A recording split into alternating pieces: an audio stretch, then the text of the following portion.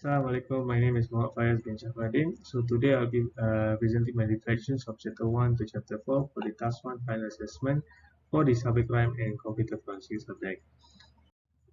Okay, for Chapter 1, as a first responder, the things that we should know in order to practice as a first responder from the syllabus that I've learned is two things. First thing is how, what, and why of cybercrime evidences. And the second thing is classifications of cybercrime. Okay, so how, what, and why of cybercrime evidences is first responders should know what are the things that we should collect, and what are the things that is valid to be collected so that we can use it in legal proceedings, and how we should approach evidences and how we want to collect them. For example, let's say there's evidence, a laptop that has been found, and in how we're going to collect information, as in from a software perspective or hardware perspective, and how we're going to collect information, and what are the things and why we should avoid things like in collecting evidences.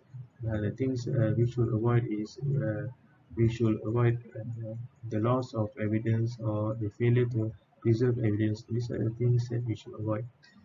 Besides that, we also have six classifications of cybercrime. Okay, the six classifications of cybercrime is there's motive, there's target, there's level of privilege, there's also a skill level of the criminal, and so uh, we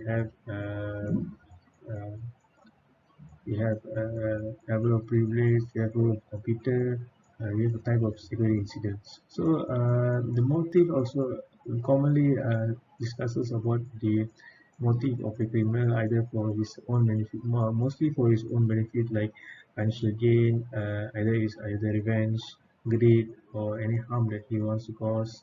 As in for target, it can be anybody, an individual, an institution, a financial institution, education institution, a corporation, it can be anybody. And as it for skill level, the criminal can be a basic user, maybe he's a IT professional, advanced user, or he's a hacker level criminal. Okay, as in for type of incidents, based on my case study I conducted, which is the Astro data breach on 2019, it is unauthorized access and information theft type of incident, because the hacker have entered the database of the Astro IT infrastructure to collect and obtain information about Astro IPTV customers' MyCard information.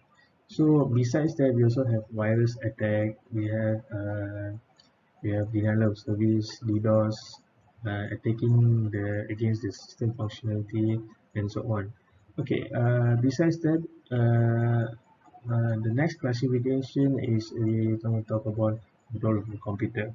So the role of computer can be either be a target or instrument to conduct this for the conduction of this criminal. So computer can be used as a target to obtain information, or a hacker could use the computer itself to hack into other computer to obtain information. So the last one is level of privilege. So a hacker uh, could be outsider, but besides that, a hacker could be also the ex-employee or person who had authorization or had authorization before in a system or a corporation that misuses the information that he has to obtain information from the corporation.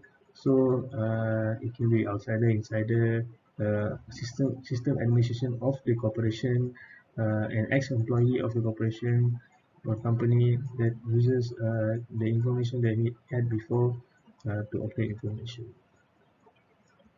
Okay, for second chapter, as a first responder, two other things that we can learn from this chapter that can be used in the field is, one is the type of courts in Malaysia, and the second one is the civil case versus criminal case details. So the first point is the type of courts in Malaysia. So a first responder should know what kind of courts that is in Malaysia, so that when proving or convicting and producing a report, the correct conviction should be convicted, so that later on the criminal can be proceeded in a legal proceeding in the correct type of court. So the second point is the civil versus criminal case. So when a criminal or a hacker is has done a crime which involves serious the case study I've done is data breach, which is considered a criminal case because it is the criminal has breached the infrastructure of the corporation to leak out the information, which is considered a criminal case.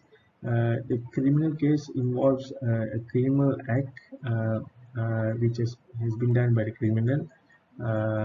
In this case, the government will be conducting and handling the case where he is convicted against the criminal act, where he will face jail time or other serious offences such as penalty or such on.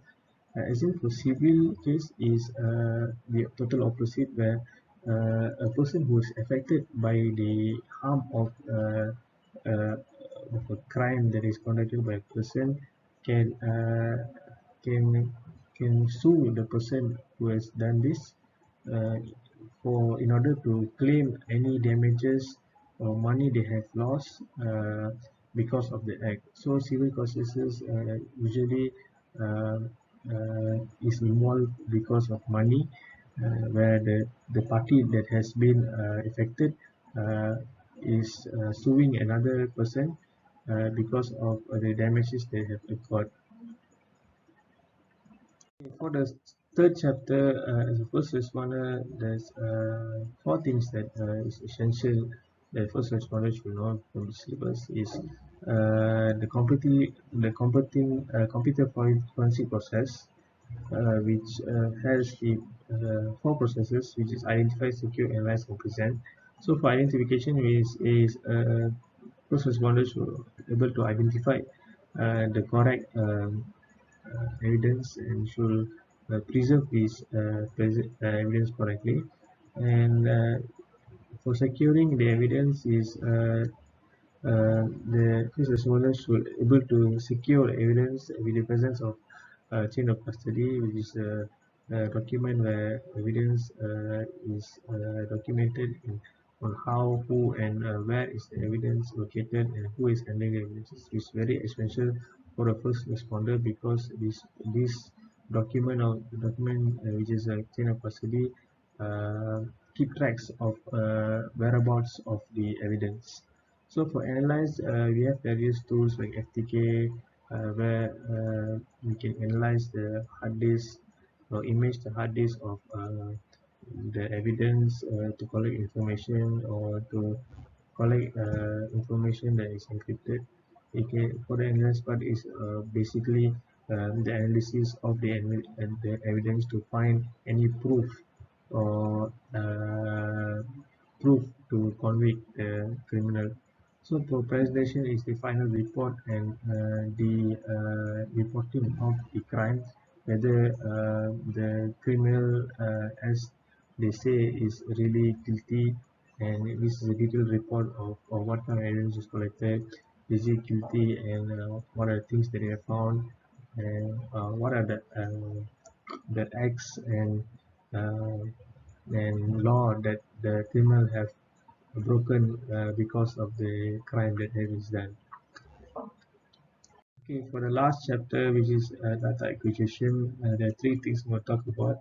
Okay, the first thing is static or live acquisition. So first, as a first responder, we should know about this because in situations where is the data, the system where the data is stored will be static or live, which means static means the system where the evidence should be colored is turned off, or live where the system of the evidence is powered on. So as a first responder, we should know about the static or live acquisition. The second is the format of acquisition. So the three formats: raw, proprietary, and advanced forensic format. So each of these formats have their own advantages and disadvantages. So as a first responder, they should know and choose the suitable type of format in collecting evidences, also based on their investigation of the criminal offences that is happening on the investigation. So for the final point is the acquisition method. So the most common method is a bitstream disk to image file. This for forensic.